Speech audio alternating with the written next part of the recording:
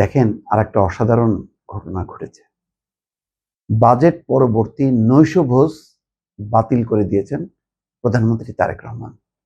এটা বহু বছরের রীতি পার্লামেন্টে, যে বাজেটের পরে সমস্ত এমপিদেরকে নিয়ে একটা নৈশভোজ হয় এবং একটা বিপুল অঙ্ক সেখানে খরচ হয়ে যায়, যেটা ধরা হয়েছিল 50 লাখ টাকা। আজকে এই নৈশভোজ বাতিল করায় যে বলা হচ্ছে যে বাজেট পরবর্তী ঐতিহ্যবাহী নৈশভোজ বাতিল করা হয়েছে।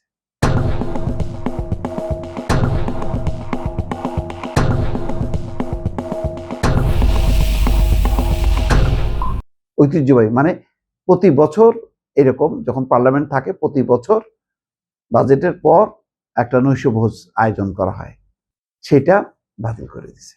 প্রধানমন্ত্রীর অতিরিক্ত প্রেস সচিব আতিকুর রহমান রুমন সংবাদ মাধ্যমকে এই তথ্য নিশ্চিত করেছেন। সাধারণত প্রতি বছর বাজেট পাশের দিন রাতে সংসদ ভবনে অর্থ মন্ত্রণালয়ের আয়োজনে এই নৈশভোজ হয়ে থাকে।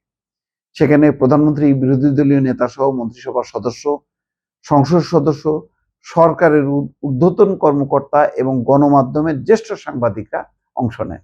প্রধানমন্ত্রী অতিরিক্ত প্রেস সচিব বলছেন, বিগত ফ্যাসিস্ট প্রধানমন্ত্রী শেখ হাসিনার আমলে প্রধানমন্ত্রী কার্যালয়ে কর্মকর্তা কর্মচারীদের আপ্যায়ন খাতে প্রতি বছর 30 থেকে 55 কোটি টাকা ব্যয় হয়েছিল।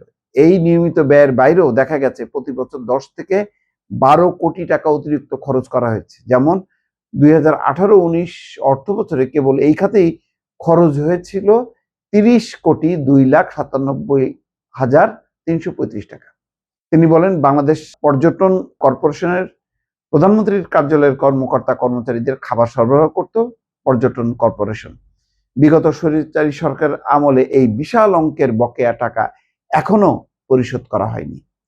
অর্থাৎ ওই পর্যটন কর্পোরেশনের যে টাকা, সে টাকা পর্যটন কর্পোরেশনকে পরিশোধ করা হয়নি, যা বর্তমান সরকারকে এখনো পর্যায়ক্রমে পরিশোধ করতে হচ্ছে। তাহলে দেখেন, এগুলো তো আমি জানি না এগুলি সবার নজরে আসছে কিনা বা প্রশংসিত হচ্ছে কিনা। নিশ্চয়ই যারা বোঝার তারা বুঝতে পারছে যে এক এক করে প্রধানমন্ত্রী অনেকগুলো দৃষ্টান্ত স্থাপন করছেন।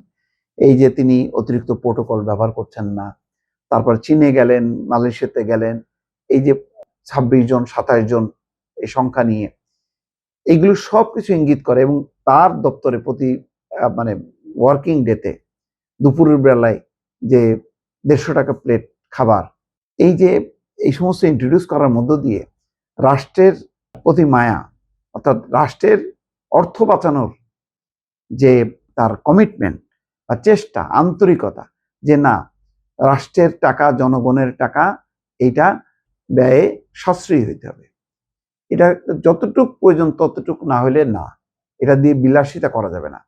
এই বিষয়গুলো বিগত 15 বছরে, 16 বছর, 17 বছরে কখনো কেউ কাউন্টই করেনি। বরং সেই হাসিনা সরকার, ইউনূস সরকার, তাদের যে আলিশান খাবার দাবার এবং বিদেশে যাওয়ার বহর সবাইকে খুব আহত করেছে। বারবার আমরা বলেছি এই কথাগুলো।